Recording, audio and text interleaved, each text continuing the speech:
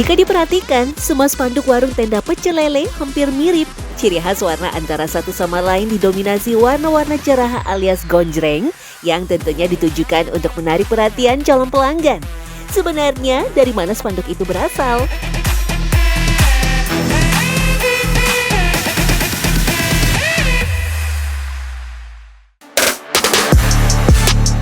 Pecel lele diyakini muncul sejak akhir tahun 70-an di Jawa Timur karena wilayah Lamongan atau Kecamatan Sekaran pada khususnya merupakan daerah sentra penghasil lele.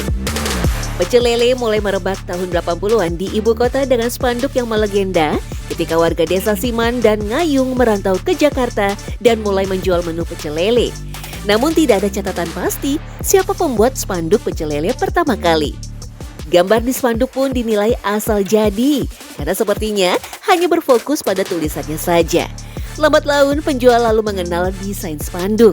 Namun pada perkembangannya, spanduk lele yang sudah mirip itu akhirnya malah diseragamkan oleh para pengrajin spanduk.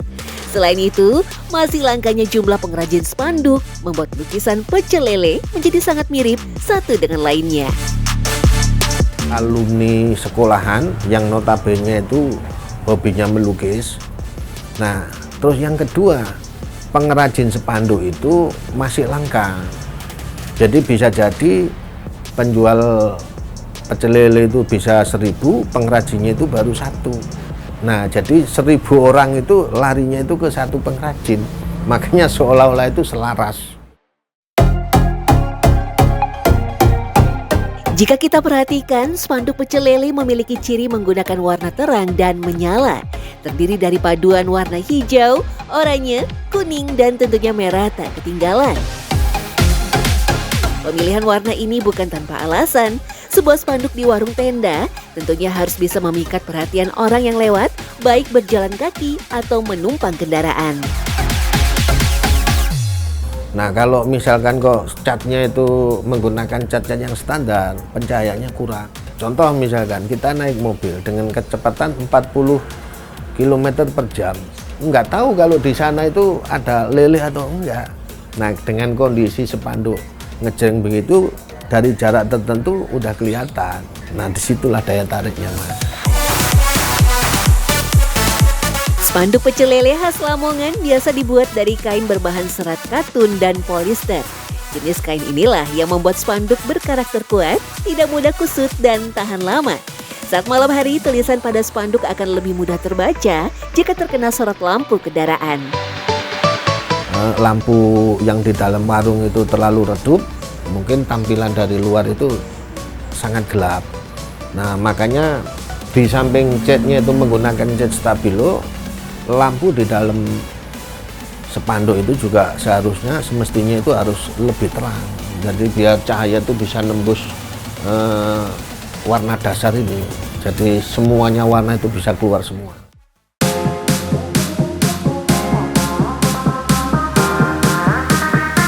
Yang unik, gambar dalam spanduk bukanlah menu yang sudah matang. Pengrajin lebih memilih karakter binatang hidup pada spanduk pecel lele. Hal itu semata-mata hanyalah bentuk kreativitas dari masyarakat Lamongan. Tapi yang jelas orang-orang Lamongan lebih mengutamakan keseni itu sendiri. Mungkin ayam bentuknya seperti itu, tapi dibikin lebih hidup itu kayak apa? Mungkin ekspresinya itu kayak ayam mau tarung, atau ayam mau berkokok dan sebagainya. Mungkin kalau yang masa mateng kan paling catnya itu coklat hitam begitu aja kan. Jadi wujud sebetulnya itu nggak ketahuan itu mau daging sapi atau daging ayam kan nggak jelas itu. Nah, tapi bagi pengrajin spanduk dipastikan bahwa oh ini loh ayam, makanya digambar ayam yang sesungguhnya.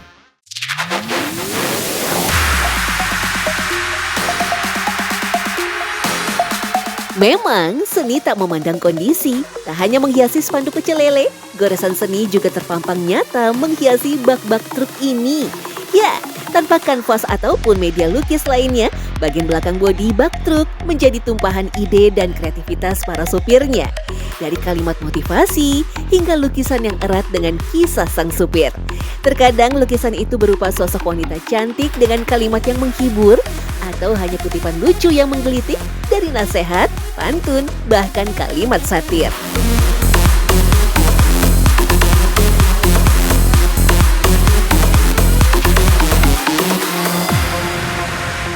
Meskipun terlihat seperti pemanis, lukisan truk ini dinilai sebagai bentuk ekspresi personal sang supir atau pemilik truk.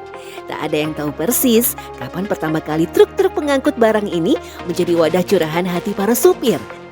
Ya kadang itu muncul dengan sendirinya, langsung saya kuriasin aja di bak truk, di apa aja gitu. Cuma kalau kita mau misalnya kita ungkapin dengan omongan ya, kita mau ngomong sama siapa kan gitu ya. Ya udah, ungkapin di tulisan di truk di apa gitu. Setelah berkembang, Jamari mulai kebanjiran pesanan khusus.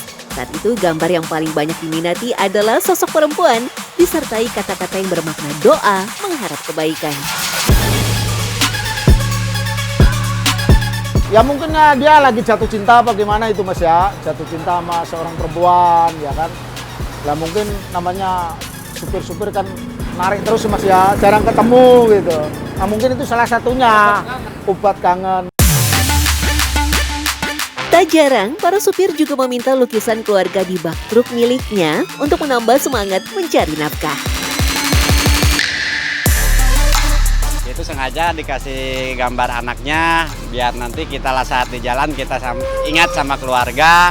Terus dikasih motivasi biar kita kerjanya jadi tambah semangat gitu. Jadi tanggung jawab gitu lebih sip lah gitu, di jalan juga tetap ingat yang di rumah gitu. Ya salah satunya biar keren, terus kan kita lama biasanya di jalan Mas.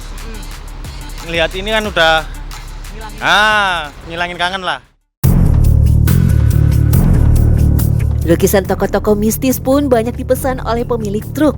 Sebut saja lukisan Nyai Roro Kidul yang termasuk salah satu yang paling banyak dipesan.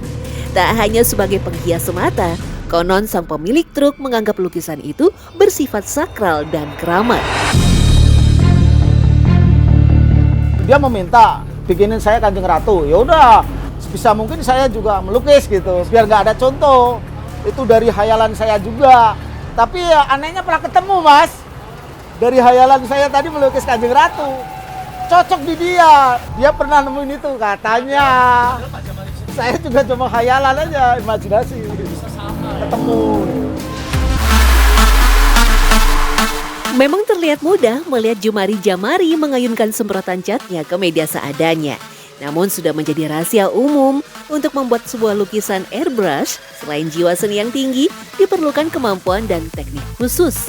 Tepatnya takaran cat minyak dan thinner yang dicampur, lalu dimasukkan ke dalam mangkuk semprot yang terhubung dengan mesin kompresor, sangat menentukan keberhasilan lukisan.